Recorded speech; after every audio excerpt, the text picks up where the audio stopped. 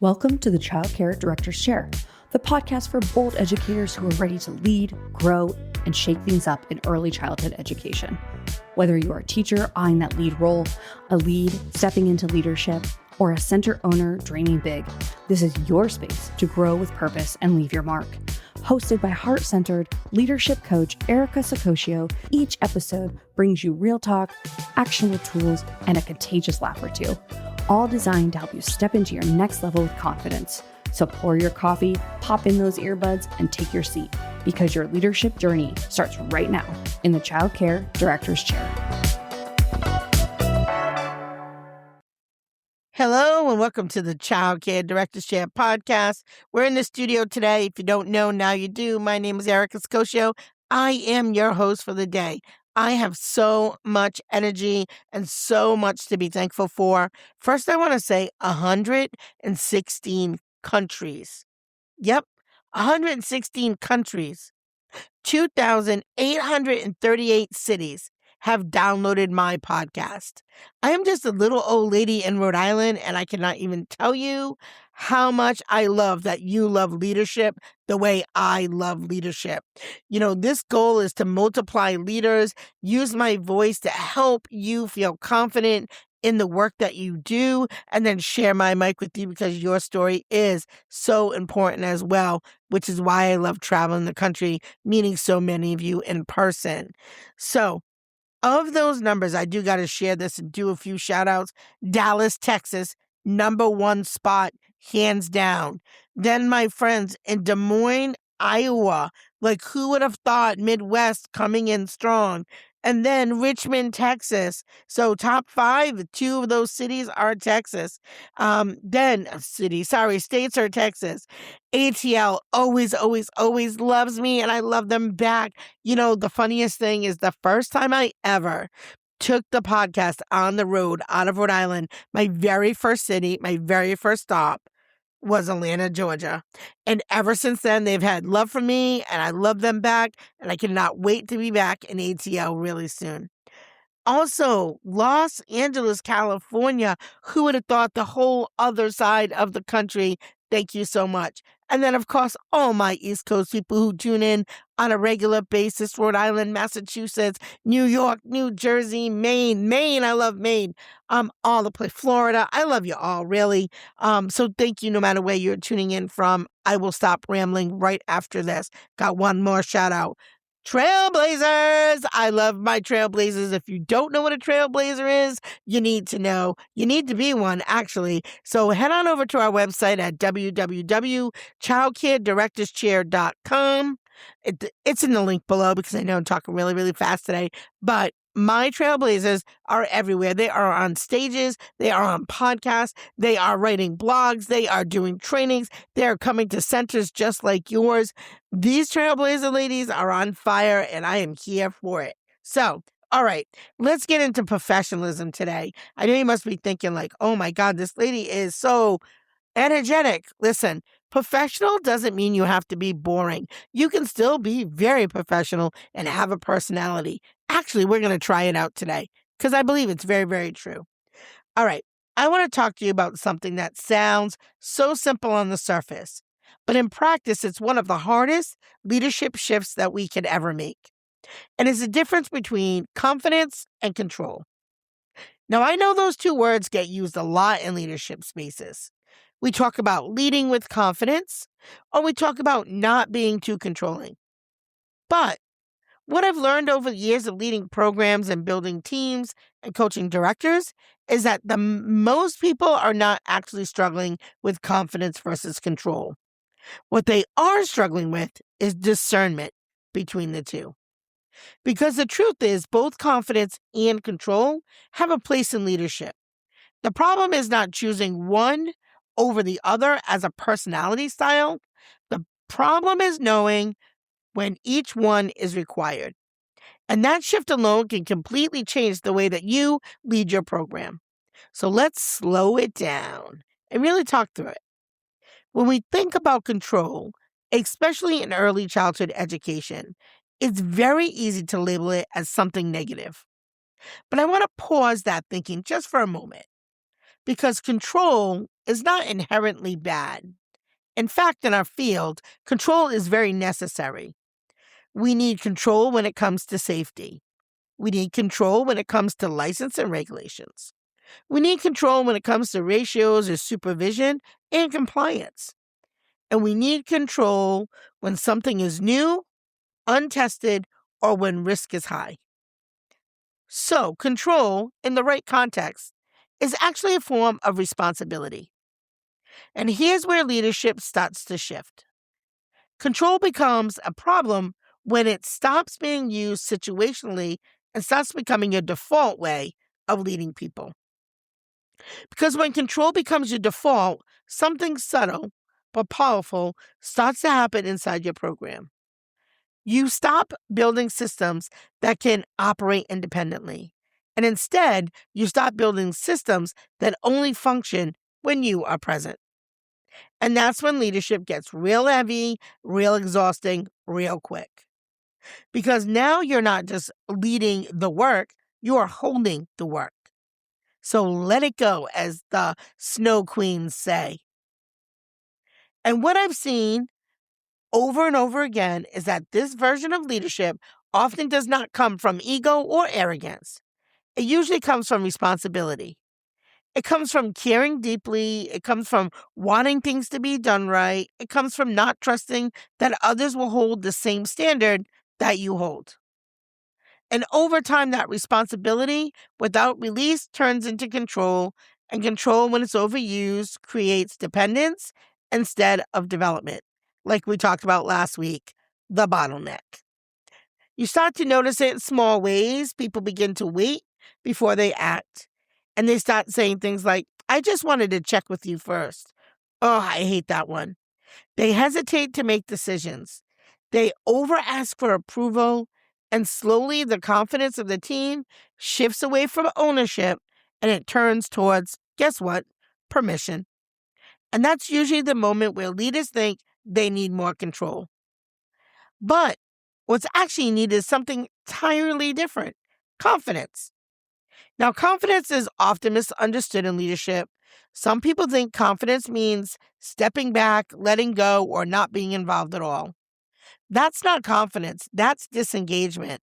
And that was something I talked about with Sherry last week. If you didn't catch Sherry's episode, you should definitely check that one out. But we talked about the difference between being a present owner or a disengaged owner. True leadership confidence is something much more intentional. Confidence is the ability to trust the systems that you built. It's the ability to trust the people that you've developed. And it is the ability to trust the clarity that you have created. And most importantly, it is the ability to say, you don't need me to make this decision because I've already taught you how to think about it. You know, it's kind of funny. I was on social media yesterday and I actually saw Andrea Dickinson talking on social media to a team that she had already shown how to set up a room, and they waited for her to come. And she was not happy because she was like, you already know how to do this, guys. So that's a perfect example of what I'm talking about. She was not happy, and she said, I'm going to wait for you to set up the room before we go on. And sometimes we need to do that as leaders, because she could have easily went in there and just moved all the furniture around and put it in its place and then started. But she said, oh no, you're already past this stage. We're not going backwards. So that's the kind of leadership that I'm talking about. Because now, instead of being the center of every decision, you become the developer of decision makers. We don't want decision makers. Or do we? We do. We want decision makers. We don't want people who need us for every decision. They need to make their own decision. And that shift changes everything. So I want you to think about it. Am I creating people who are asking me questions, or am I creating decision makers? So instead of saying, do it this way, you start saying, talk to me, tell me what you're thinking, let's talk through it. Instead of stepping in immediately, you pause and you ask, what do you think is the next best step and why? Instead of correcting every action, you start coaching and thinking behind the action. We want them to think about what they're doing. And this is where confidence gets uncomfortable for a lot of leaders. We don't want that to happen to you. We want you to be confident because control gives you immediate results. So that's why you do it. Because I hear you say it all the time. It's just easier if I do it myself. But when you control something, you can guarantee a certain outcome in a short term, and things look clean and things are aligned and things are, they look consistent. But what about long term? Confidence requires something else. Confidence requires patience from you. It requires letting people think, even if it's their first attempt and it's not perfect. It requires allowing room for reflection instead of immediate correction. And reflection is one of my favorite tools to use, not only with the people I coach, but for myself. And if I'm being honest, that can feel risky for leaders who care deeply about quality, and I understand that. But here is a deeper truth. Control produces compliance. Confidence produces capacity. Those are not the same thing. Compliance means people follow the direction when you are there. Capacity means people know how to think and act when you're not. So what are you building? And leadership is not measured by how well things run when you're present. Leadership is measured by how well things continue to run when you're not. Because again, if you're building a legacy, especially if you're building a program that you want to give to your children and their children, it needs to run without you. If you want to do other things outside your four walls, your program needs to run without you. Now, I want to be really clear here because this is where maturity and leadership matters. This is not about throwing control away. This is about discernment because there is absolutely moments when control is not only appropriate, couldn't get that out, but necessary. If safety is at risk, you do not pause for reflection. You step in. If licensing compliance is in question, you don't coach through ambiguity, you correct it. If standards are being violated, you intervene immediately. But the question is not whether control has a place. The question is whether control is your first response to every situation. Because when you control, and when that becomes your default, you are unintentionally limiting the very people you're trying to develop. Because again, leaders grow other leaders. And over time, that creates a system that cannot grow beyond you. And I don't think most leaders want that. Most leaders want strong teams. They want independent thinkers. And they want classrooms to run with confidence. They want systems that feel steady, even when they are not in the room. But that does not come from tighter control. That comes from intentional confidence building. And confidence building looks like asking better questions. It looks like giving space for reflection. And it looks like allowing people to make decisions within clear frameworks. It looks a lot like shifting from let me fix this to let's understand this together. And over time, what you begin to see is that people don't just follow you, they start thinking like you. And that is the real goal. Because in the highest level of leadership, it's not control. It's not even confidence as a personality trait. It is capacity. Capacity means your team can carry the vision without you in every moment.